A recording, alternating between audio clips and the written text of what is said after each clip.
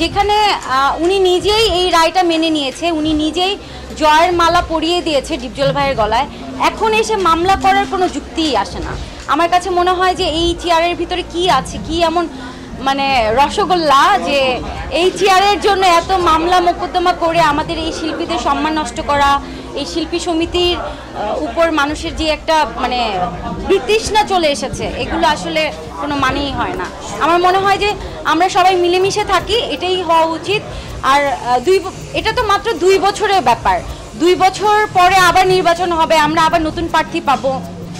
So আমার যে প্রত্যেকবারই নির্বাচন করতে হবে, প্রতিবারই আমাকে এই চেয়ারে বসতে হবে, আর এই চেয়ারের জন্য আমার প্রত্যেকবার করে মামলা করে করে আমাকে জিততে হবে, এটা কোনো যুক্তি নেই। না, আমি এগুলো একদমই মনে করছি না।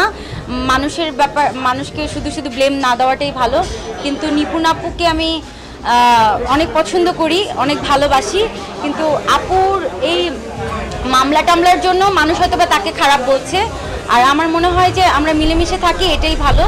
আর যেহেতু উনি রায়টা মেনে নিয়েছে, আর এখন এইগুলো মামলা করাটা সম্পূর্ণ ভিত্তিহীন, মানে এটা একটা হাস্যকর বিষয়।